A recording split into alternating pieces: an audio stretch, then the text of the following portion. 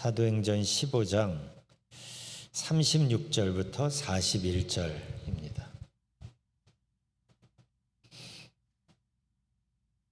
사도행전 15장 36절부터 41절까지 함께 봉독하겠습니다. 며칠 후에 바울이 바나바더러 말하되 우리가 주의 말씀을 전한 각 성으로 다시 가서 형제들이 어떠한가 방문하자 하고 바나바는 마가라 하는 요한도 데리고 가고자 하나 바울은 밤빌리아에서 자기들을 떠나 함께 이르러 가지 아니한 자를 데리고 가는 것이 옳지 않다 하여 서로 심히 다투어 피차 갈라서니 바나바는 마가를 데리고 배 타고 부브르로 가고 바울은 실라를 택한 후에 형제들에게 주의 은혜에 부탁함을 받고 떠나 수리아와 길리기아로 다니며 교회들을 견고하게 하니라. 아멘. 학생 때 오늘 이 본문 말씀을 읽고 굉장히 당황스러웠던 기억이 나요. 제가 참 좋아하는 바울과 바나바가 심히 다투고 서로 갈라졌다고 하기 때문에 이제 2차 전도여행을 준비하려고 합니다. 그런데 마가를 데리고 가냐 마냐 하는 것 때문에 바울과 바나바가 이제 생각이 달랐던 거예요. 그래서 갈등이 있었던 겁니다. 지난 사도행전 13장을 보면 지난 1차 전도 여행 때 이제 마가가 따라갔는데 중간에 힘들어서 그랬는지 사역을 그만두고 예루살렘으로 돌아가는 일이 있었어요. 근데 이제 2차 전도 여행을 준비하면서 바나바는 그 마가를 데리고 가고 싶었던 거예요. 그런데 바울은 반대를 했었어요. 여기서 바울과 바나바의 성향의 차이를 볼 수가 있죠. 요즘 표현으로 하면 바울은 사역 중심의 사람이었던 것 같습니다. 그러니까 모든 힘과 모든 관심, 모든 에너지를 복음 전하는 데 집중하는 게 맞다. 이렇게 생각을 했던 거고, 그래서 마가를 데리고 가서 또 걔를 챙기고 그러느라고 쓰는 시간과 힘과 에너지, 관심 이런 것들이 이제 힘이 분산이 되니까 그러면 복음 사역의 효율성이 떨어질 거라고 생각했던 것 같아요. 반면에 바나바는 사람 중심의 사람이었죠. 여러분도 기억하시겠지만 사도행전 9장에 보면 바울이 아직 사울이었을 때 다메섹으로 가는 길에서 부활 예수를 만나잖아요.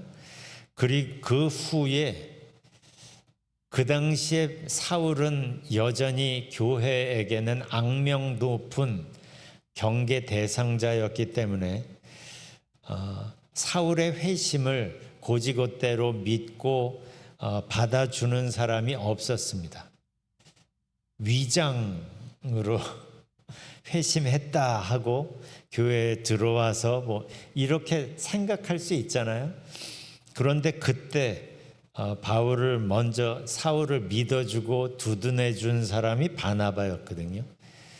그리고 그 후에 사울이 자기 고향 다소로 가서 머물러 있을 때 거기까지 다시 찾아가서 데리고 와서 안디옥 교회에서 함께 사역했던 사람도 바나바였던 거예요.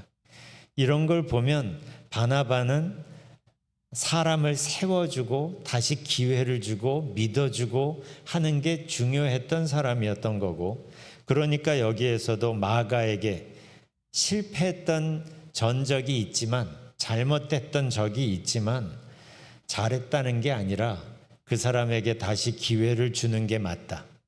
그래서 그에게도 다시 일어설 수 있는 회복할 수 있는 기회를 주는 게 맞다고 생각했던 거죠. 실수는 누구나 하니까 회복할 수 있는 기회가 누구에게나 필요하다라고 생각했던 거예요. 이런 상황에서 우리는 누가 옳으냐, 바울이 옳으냐 바나바가 옳으냐 요걸 따지고 싶어 합니다. 우리는.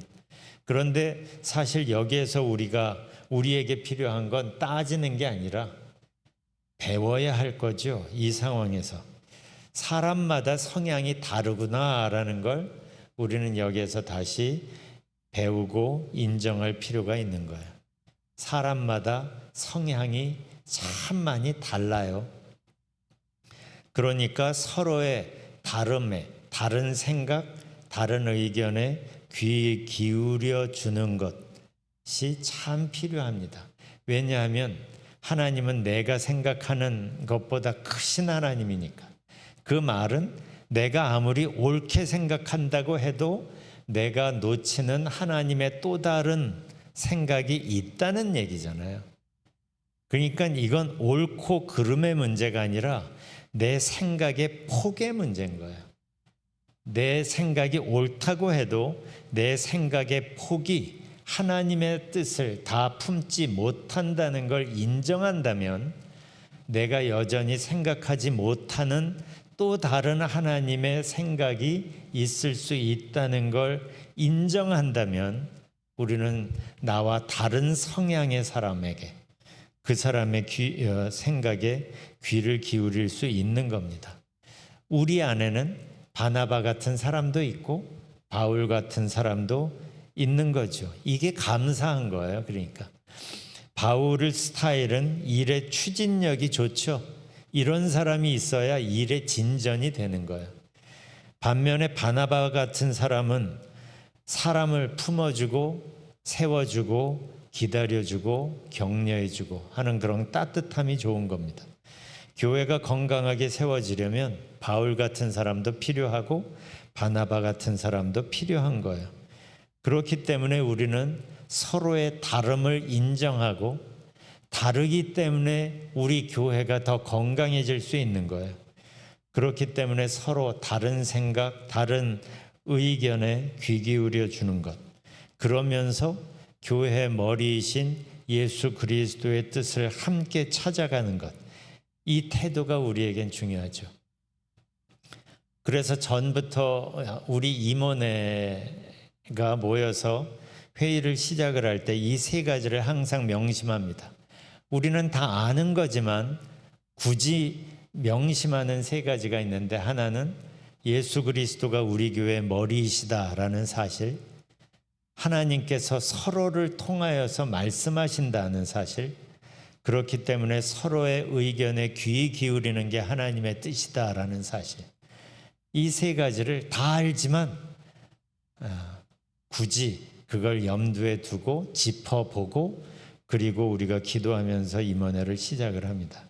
왜냐하면 우리 모두가 지금 하려는 것, 그리고 바울과 바나바가 그 고생을 하면서 하려는 게 하나님의 나라와 하나님의 뜻을 세우는 것이니까, 지금 누구의 옳은 의견이 중요한 게 아니라 하나님의 나라가 이 땅에 임하고 하나님의 뜻이 세워지는 게 중요하니까, 그리고 하나님의 뜻은 누구 하나의 생각보다 큰 뜻으로 우리를 인도하고 계시니까. 아마 이때만 해도 바울과 바나바가 사역 초기였고 그 여전히 젊었을 때니까 부딪히지 않았을까 싶습니다. 신학자들은 디모데 후서가 바울의 마지막 편지라고 생각합니다. 사역을 다하고 이제 죽을 날이 얼마 남지 않았던 그 인생의 마지막에 쓰여진 편지가 디모데 후서라고 다들 공통적으로 생각하는데, 그 디모데 후서 4장에 보면 더욱 성숙해진 바울이 자기 아들, 믿음의 아들 같은 디모데에게 편지하면서 디모데후서 4장 11절에 보면 네가 올 때 마가를 데리고 와라. 그가 나의 일에 유익하다라는 말을 합니다. 그러니까 그때까지 마가를 바울이 염두에 뒀던 거예요. 어쩌면 그때 이 마가 때문에 바나바와 부딪힌 게 계속 마음에 남았었을 수도 있고, 요즘에 많은 사람들이 효율적이고 효과적인 사역 개혁에 대하여 많은 얘기들을 합니다. 정말 중요한 얘기고 우리가 귀 기울여 귀담아 들어야 되는 것인데, 이게 이제 이 부분에 대해서는 여전히 많은 이제 강조가 있으니까 덧붙일 게 없지만, 그 과정에서 우리가 놓칠 수 없는 중요한 하나를 우리가 짚어본다면 그건 기다림이라는 이슈예요. 효율적이고 효과적인 사역에 초점을 맞추다 보면 자칫 기다림이라는 아주 중요한 부분이 간과될 수 있기 때문에 그렇습니다. 우리는 꼭 기억해야 되는 게, 하나님께서 오래 기다려 주셔서, 오래 참아 주셔서 우리가 여기까지 올 수 있었다는 사실이에요. 우리가 이거 다 알거든요. 그리고 감사하거든요. 그런데 우리가 다른 사람을 기다려주는 거에 대해서는 자칫 인색해지기가 쉽습니다. 왜냐하면 생각보다 다른 사람을 기다려준다는 게 이게 쉽지가 않습니다. 그렇다면 어떻게 우리가 다른 사람을 기다려줄 수 있을까? 이걸 기억하면 되지 않을까 싶어요. 나를 오래 기다려주시고 오래 참아주시고 내 속에서 이런저런 변화를 만드신 그 분이 지금 저 사람 속에서 일하고 계신다라는 걸 인정한다면, 그러면 우리가 기다릴 수 있지 않을까 싶습니다. 왜냐하면 주인이신 하나님께서 여전히 포기하지 않고 일하고 계시는데 우리가 뭐라고 이러니 저러니 하겠어요. 그분의 은혜 덕분에, 그분의 오랜 기다려주심 덕분에 나도 그나마 여기까지 왔는데. 기다림은 종에게 가장 필요한 덕목입니다. 종은 여전히 주인의 명령을 기다리는 위치잖아요. 모든 일들은 종이 원하는 때에 이루어지는 게 아니라 주인의 계획 안에서 진행되기 때문이에요. 종은 주인의 계획에 어느 한 파트는 알지 몰라도 전체적인 계획은 모르죠. 그러니까 내가 모른다는 걸 인정한다면 주인의 계획과 주인의 타이밍을 종은 기다려야 되는 거예요. 기다림은 우리 종된 우리의 위치에서 가장 중요한 덕목입니다. 하나님의 주인 되심을 인정한다면 우리에게 필요한 건 기다림이고, 그 기다림의 과정에서 우리에게 요구하시는 게 딱 한 가지 있죠. 한 가지 계명을 너에게 준다. 서로 사랑해라. 우리에게 필요한 첫 번째 덕목은 기다림이고, 두 번째는 그 기다림 과정에서 우리에게 요구되는 것 한 가지, 그건 사랑입니다. 그러니까 우리가 누군가를 나도 모르게 자꾸 판단하려고 할 때 거기에서 이 두 가지를 기억해야 되는 거예요. 나는 판단할 위치에 있는 사람이 아니다. 내가 종이라면 주인 되신 하나님이 일하시는 그 과정에서 아직 공사 중인 게 보인다면 우리는 기다려야 된다. 그리고 그 기다림의 과정 속에 우리에게 필요한 것, 예수님께서 단 한 가지 우리에게 주신 계명, 사랑하는 것, 이것 외에는 없습니다. 그래서 한 가지 계명으로 사랑하라고 주신 거예요. 우리는 지금 사랑하는 게 필요한 거예요. 그래서 어떤 교회 사인을 봤더니 모두를 사랑해라. 내가 나중에 골라내겠다. 열매와 가라지는 하나님께서 나중에 골라내실 거예요. 심판은 그분의 몫입니다.